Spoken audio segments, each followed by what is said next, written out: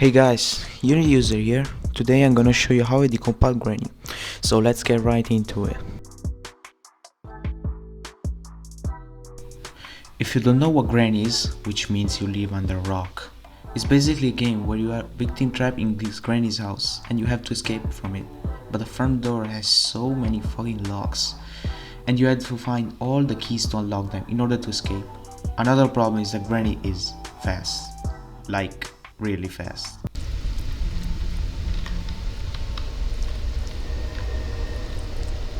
She's not here. She down there. Fuck. Get no. Fuck. It is also one of the most popular horror games for mobile phones and released on Steam some time ago. It's also been updated recently with the version 1.8, and since it's been like 5 years from its release, I'm gonna try to decompile it and also get a working version later, because why not? So first of all, I had to find a way to extract all the assets from the build.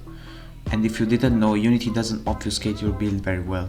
And so unless you're a big AAA game studio with a super duper advanced obfuscation system, or you made your own, your game can easily be hacked and reverse engineered. Well, there's still a way to get a little obfuscation, and that's by setting the backend scripting to IL2CPP, even though there's already an IL2CPP dumper. I was able to find this application called uTiny, which was able to extract the build and convert it into a Unity scene, which made the job easier. After that, I created a new Unity project and imported all the files into it, and it worked.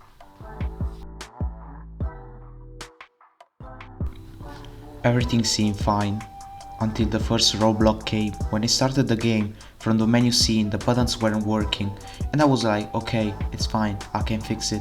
But when I actually checked the scripts, I found out they only had the variable visible in the inspector, which had a component assigned.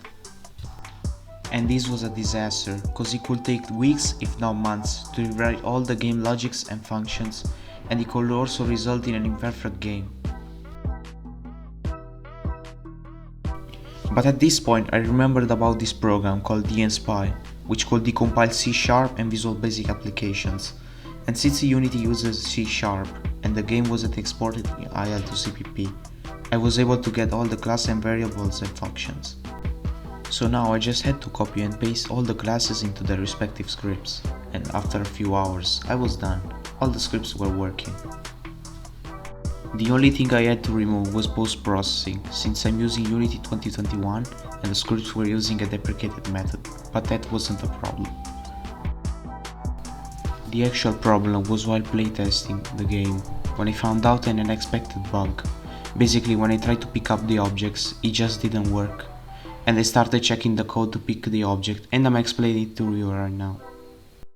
Basically, the player's camera shoots a raycast with a range of 5, and it checks every single collider with which it collides with, and it checks its tag, and by that it recognizes the object to pick up. But the raycast was blocked by another collider on the object prefab, and I only found out this after hours of messing around. So, in order to fix this, I would just made a separate layer mask for the collider which was blocking the raycast, and after a bit of scripting we can finally pick up objects. At this point there wasn't much to do. There were other minor bugs, but surprisingly I fixed all of them, and I was able to do it in a range of 3 days. So this is the end of the video, but before leaving I'll soon be making a second part of this video, where I'll explain how I implemented the multiplayer version. Yes, you heard well, an entire multiplayer version. If you want to become a tester, you can request it by joining my Discord server, using the link in the description. And yeah, that's it for today. See you soon.